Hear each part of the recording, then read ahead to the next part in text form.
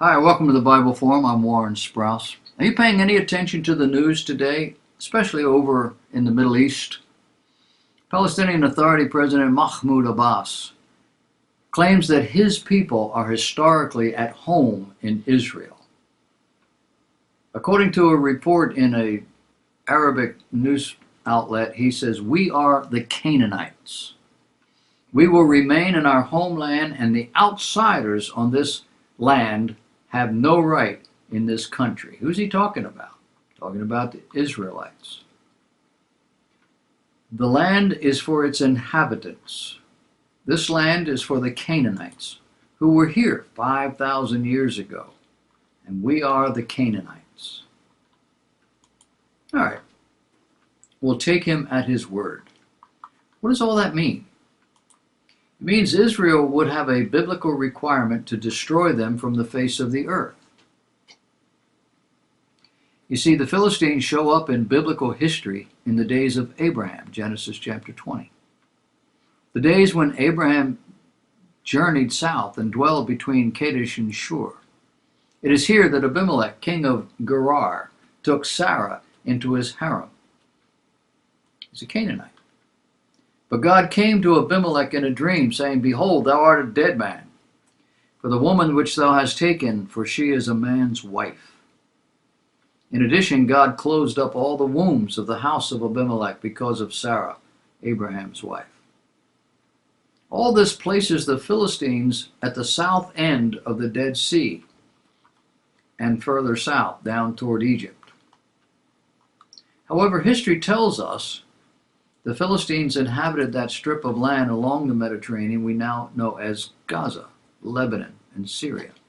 A people group largely made up of Etruscan, Italian, Mycenaean, or Minoan people who migrated there during the Bronze Age, roughly 3000 BC.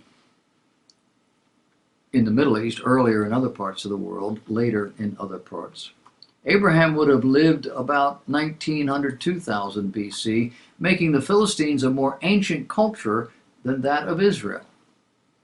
The Canaanite claim proves to be problematic, however, according to an analysis from Breaking Israel News. The publication quoted Mordecai Kedar, a senior lecturer in the Department of Arabic at Bar Ilan University, who said that all Arab peoples first arrived in the land of Judea with the Muslim invasion of the Arab Peninsula in 637. This includes the Palestinians, who are proudly Arab, he said. He accused Palestinians of creating an entirely new version of history. Imagine a Bedouin tribe whose water has dried up. He said, they move at night to a place where there are trees and water. They settle in and pitch their tents. In the morning, when the residents show up and ask, "What are you doing here?" the Bedouins answer that they have lived here for 1,000 years. They're indigenous. Well, Rabbi Yosef Dayan, a member of the Sanhedrin and a descendant of King David, reacted to Abbas's claim with humor. We're told how that the rabbi related the last time Prime Minister Netanyahu met with Abbas. Netanyahu told him he was willing to make concessions, but first he wanted to settle an old and outstanding debt between the Palestinians and the Jews. You see, when Moses came down from Sinai, a Palestinian stole the stone tablets, and we want them back. They are precious artifacts worth millions of dollars. "No," Abbas reported, "we don't have them, and we don't keep those laws. We weren't there." Netanyahu said, "Exactly." Now let's talk about whose land it really is.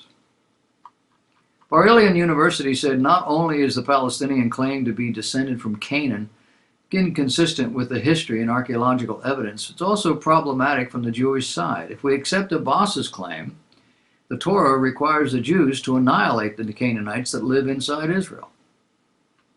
Dayan then stated the obvious: the Palestinians are safe since they're not Canaanites. Abbas's claim would be no less problematic to Christians in light of the Palestinian claim that Jesus was a Palestinian. This would necessarily mean that Jesus was a Canaanite, which contradicts explicit references to Jesus' Judean origins in the New Testament. The report explained how that in historical reality, the Philistines were a people of Greek origin who settled on ancient Israel's coastal plain around the 12th century BC. The Philistine nation and identity were eventually subsumed into the conquering Greek culture. Think Alexander the Great. And the Philistines disappeared as a people soon after. Further, Abbas's claim also contradicts scientific findings. A 2017 study sequenced the Canaanite genome from the remains of 5 individuals buried around 3,700 years ago in the ancient port city of Sidon, Lebanon. The results were compared against the DNA of 99 modern-day Lebanese residents. The study determined that more than 90% of the genetic ancestry of modern Lebanese is derived from ancient Canaanites. Funny thing about history and science, isn't it?